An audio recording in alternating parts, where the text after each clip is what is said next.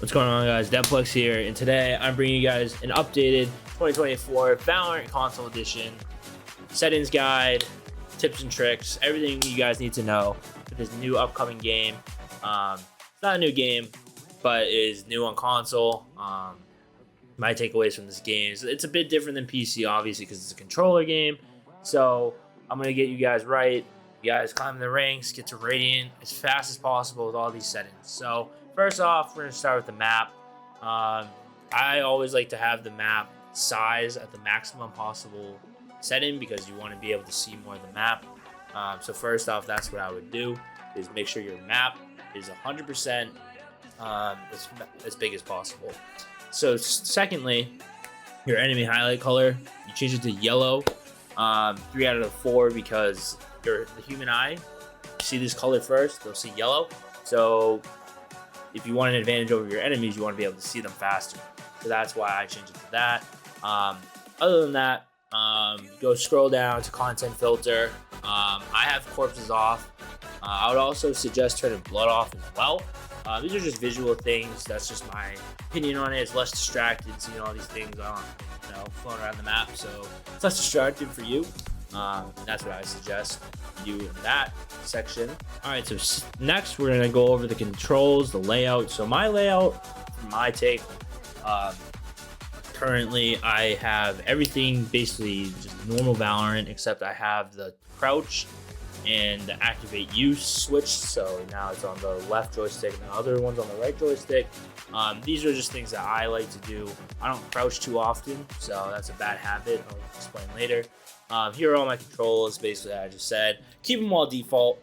I think the layout is really well for me at least. And I'm in Diamond 3, almost Ascendant 1, so I think for me that it works really well. I've had a lot of good, gameplay so far. So now this is the important part.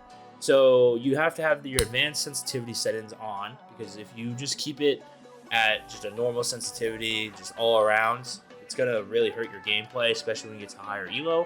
So my important thing for you, the horizontal sensitivity, keep it low. So if you keep it low, you have more precision aim. You're not just like trying to flick all the time. You can just have steady aim, consistent headshots.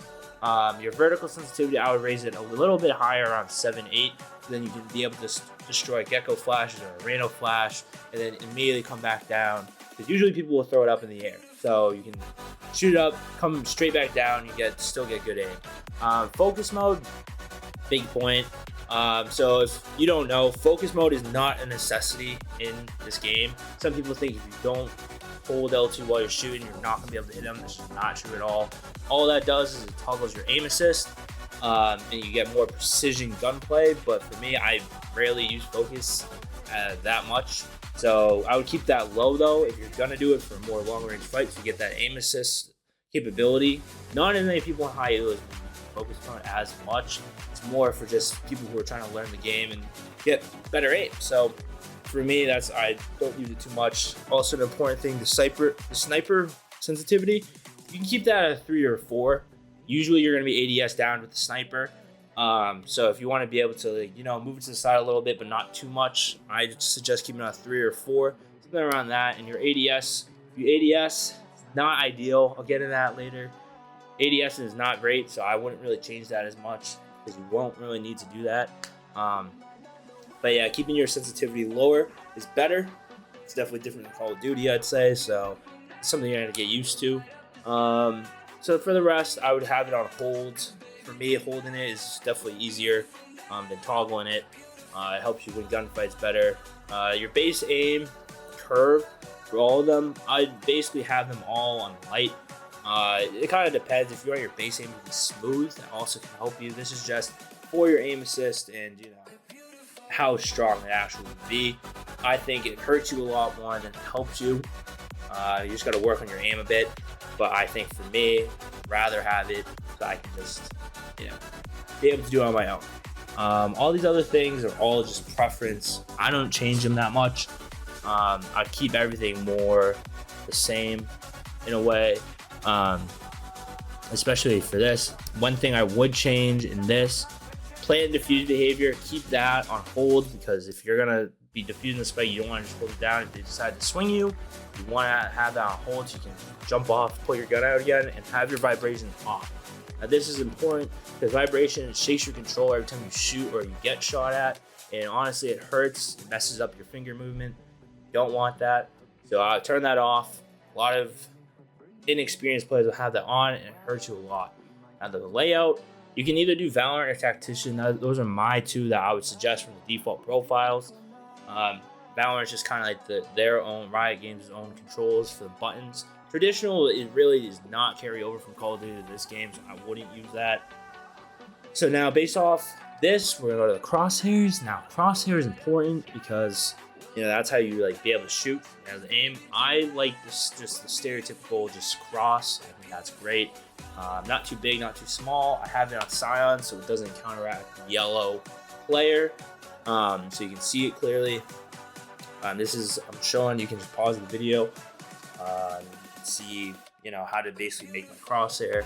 I think this is a really good crosshair because it helps you. It's like not like where it's like big gap in the middle, so it's harder to aim on the head. You just put the cross to their head, you shoot without moving, instant headshot, free kill for you. The rest of them doesn't matter as much. Focus mod I don't use too much.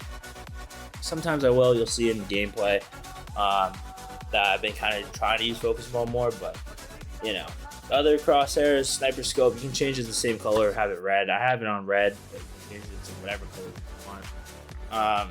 The other settings aren't really too important. Volume, I'll turn your volume up because this game relies heavily on sound. For settings, that's basically it. I'm going to show you guys in the range a little bit as well. Kind of just show you guys what you should be looking for.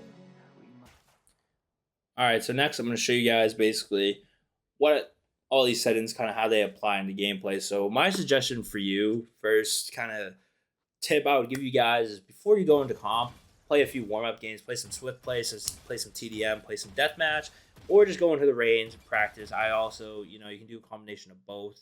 I think both work well. Just being able to get used to kind of, crosshair placement, that's like one of the biggest hurdles you got to climb when you're first starting out the game. So for me, right here, I'm showing you guys kind of the slowdown for the gun when you're actually playing the game. When you come kind of close to a guy, it's going to slow down a bit, especially in focus mode. You'll be able to see the difference. Like, look, like this is like me without. You can kind of see it, the little stutter when I'm on focus mode. But you don't necessarily need to do it. That's one of the things that a lot of players now are confused about. You don't need to actually be in focus mode for every kill.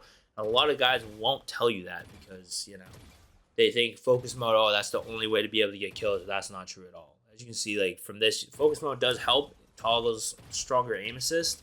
But if you want to be able to get to the higher ranks, like if you only toggle focus mode, it's going to hurt you a lot. And I've kind of experienced that a lot. When you try to kind of toggle the focus mode on, if they strafe left, you're not going to be able to, hold focus mode and be able to go with the dude, and he's going to swing you, and then he's going to kill you. So you want to let it be free and not toggle it as much while you're playing. So I'm going to go over it and show you guys kind of, how it looks in the range. So here you can see I'm kind of just going to put the distance kind of, further away. So another tip for you guys is that you want to be able to spray a few bullets. So this is like where people lose gunfights. You don't want to just hold down R2 kind of like Call of Duty, because in Valorant there's a lot to learn, and one of them is learn how to make your bullets go straight. You'll often get into a fight where the guy just seems all of his bullets hit you while yours are just going straight to the middle of nowhere. So my advice for you, especially with longer range fights, hold down for a burst, 3-4 bullets max. Usually your first few bullets that you shoot will go straight, and then once you shoot a few, then you want to reset it. I'm showing you the difference between just, kind of shooting it with a few bullets compared to when you just hold it down. You see how straight these bullets are going, just pinging his head from a long ass distance away. So that's my advice. That's what I would start with.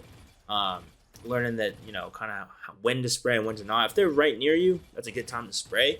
But if they're far away, you want to be able to just, shoot 3-4 bullets, reset, shoot a few more bullets, and you'll definitely get the kill. As you'll see on higher elos, people tend to do that a lot more.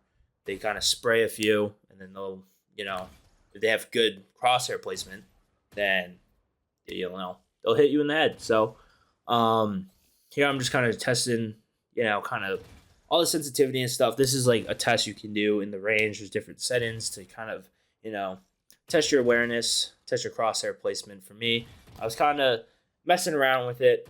You can see that you don't need focus mode to be able to hit them in the head every time. I didn't think I used focus mode too much in this test, but there's also times where I'm going to show you, like, if you just spray compared to, just walking down, shooting a few bullets. You'll get lucky with a few shots then and there, but you don't want to rely solely on luck. As you can see right there, that was just me spraying. So if you rely on just spraying and hoping a shot hits in the head, then you're not going to get very far. You see there, like, that was just me spraying. You'll get lucky just like that, but, see, all the bullets just went around him. So if you just, like, dial in, shoot a few bullets, get your crosshair placement lined up, that's an important part of the game. See, if you just spray like that, it's not going to hit him. So that's my advice for you, is learning 1, crosshair placement, and 2, being able to control your spray, 3, knowing when to spray and when to burst fire. Now, these are some important things you can learn. You can see another tip I'm going to give you is stand still while spraying. Before you shoot your first bullet, you want to be able to stand still to get that nice precision aim. Now, this is what's different from a lot of FPS shooters like Call of Duty, for example, is you can run and shoot guns and stuff, but if you do that in this game, your bullet is going to go nowhere near your target. As you can see, if you move before, or if you're moving before you shoot, and you shoot your first bullet, it's going to go to nowhere. But as you can see the difference between moving and stopping before you shoot. So if you stop before you shoot your first bullet will be very accurate. It'll just keep hitting him in the head. And another thing is, you don't want to keep crouching. If you are in the habit of insta-crouching, which a lot of people on PC do, it's going to hurt you because a lot of people don't have great crosshair placement, especially in lower elos. So they're going to be shooting you in the body. So if you crouch, you're putting your head where they're going to be shooting. You're making yourself an easy target. At the same time, you want to learn how to not move as much while you're shooting. So if you are getting into a fight, I would suggest that you strafe to the left or the right a bit, and then you stop and you shoot right at their head. It's going to hit every time. You're going to get a lot more kills than you did before. So that's my advice for you guys here. I'm going to show you guys some gameplay now. So my advice for people just starting out in the game, kind of gameplay wise, is first off, one of the most important things you need to know and understand is positioning. Now, positioning just means where you position yourself on the map, like where you might be taking gunfights, where you're peeking, where you're placing your utility, where you might be using your utility. So for this is definitely what differentiates, say, an Ascendant player, Gold player. It's not all about crosshair placement. The Gold player can have really good crosshair placement, but are just swinging out wide open with no cover into 3 guys at the same time. You just got to know when to take fights and when to not take fights, and using your util to also help you win those fights as well.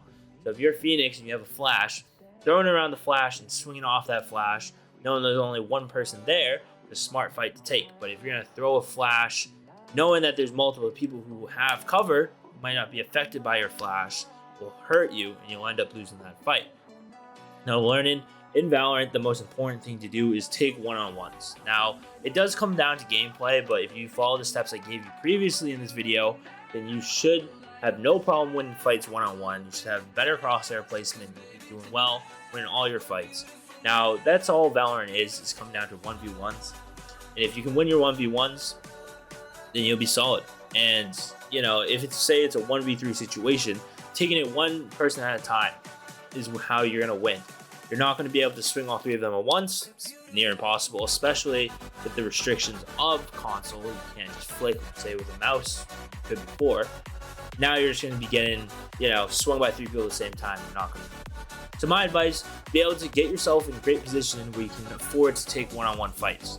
Now, if you can take one off that's just kind of overly peeking, trying to get, an ace, if they have 4 kills, they're going to want to push you to get that last kill. So just get yourself in a position where you'll get the advantage, be able to get the first shot, get your crosshair placement well, and you're going to be able to get that first kill. And then take it one-on-one. If you get to a position where you can hold an angle where one person can swing you and the other guy's coming from behind you, take that 1v1. Take him on, take the one guy, then turn around and be able to kill him. That is a crucial part if you want to gain, a better rank later on in the game for you. And you'll see it all when you get to Diamond, Ascendant, Immortal, Radiant. All of these players' positioning really do matter. It's not a matter of how good they are with the crosshair placement and all of that. It's all about position. The second most important part that you need to do is communication. Now, I understand, a lot of console players, you'll be in a party with your friends and you'll be talking on a Discord chat or something, but an important part, especially when you get to the higher elos, is communication with your teammates. Now, it's 2024. If you don't have a microphone, no offense, but you probably shouldn't be playing this game. But I understand you might not want to talk to people in game, and that's understandable. But at least have your comms on so you can hear your teammates in game. So when they're giving you calls, you can position yourself in a better spot, and you have more knowledge than, say, the other team. If your team's fully communicating, you guys are calling out where people are and what to do, whether you should push, whether you should rotate. This is game changing. This is what will win the difference between you winning or losing the game. And the gameplay I'm showing you right now, this team was a perfect team, perfect example. We were just killing these kids on the other team. I don't know if they didn't have comms or something, but our team, everyone was talking, communicating when to push, when not to push. And this is what won us the game in the end. So I think for you guys, even if you're not going to talk, using the ping system, ping your teammates. If you see an enemy, ping them. If you want to push a site, ping that. But honestly, my example, if you want to get the full experience and be able to win games faster, you have a microphone on, be listening, talking in game. If you have friends you're playing with and you guys are in a party, just leave the party, go into game chat. Even if they're not talking, communicate to them. Because, you might have teammates, that won't say anything. They'll just have headphones and they won't listen. But if you just communicate to them every once in a while, say, oh, there's an enemy top mid, then they'll know that and they'll be able to swing that fight, and it'll give your team that advantage still. Even if you think your teammates aren't going to talk and give you the comms that you need. It doesn't mean you got to swoop to their level and not say anything back, because that's how you end up losing games. And this team I'm showing gameplay for right now definitely did not have proper comms, because a lot of the times we'd be swinging and they'd have their back completely turned. So that's an important part of Valorant. It's all about communication, especially when you get to the higher elos. That's what can win you a game. And if you have a teammate that's really annoying and they're not providing you anything, they're just backseat gaming, which I've gone a lot of games where they insta-lock duelist and they get mad and they just blame everything on your team, and it's not all your fault. Just mute them if you're not providing any insight to you, because that's the third thing I'm going to get into right now. Is all about keeping a cool head. Now, when you play Valorant, there's going to be a lot of times you get frustrated, you get mad. People are just going to roast you, the other team's going to chirp you. Thankfully, though, on console, there's no text chat, so the other team will not be able to chirp you, which is great, because on PC, the other team will chat to you, and it can make you mad, and sometimes you won't be doing the best. You'll be getting shit on left and right, but, all you got to do is keep a cool head, because who knows what could happen. Some teams can come back 9-3, 9-3 curse, come back at halftime, you win the game. All you gotta do is stay composed, and if you can tilt the other team, then do it. Now, that's my advice. Valorant's a very friendly game. At the same time, it's all mental. And if mentally you can make the other team frustrated into making mistakes that you can benefit off of, then go for it. If they're gonna get mad because they're not getting kills, they're gonna keep trying to swing to get more kills. And if your teammates, for example, I was just saying, they're just getting mad at you, just mute them. Because the less you have to hear from them, the less annoyed you'll get, and you'll stay more composed. If your teammate starts to get mad, they're going to start doing poorly, and you're going to have to make up for their effort. That's all Valorant is. It's a 5v5, and if you have one weak link on your team, it's going to really hurt you. But sometimes other people are going to have to step up and take that kind of role from them if you want to secure a win. My last piece of advice for you guys that not a lot of people will tell you, and it won't be in any video, I bet, is knowing when to accept defeat.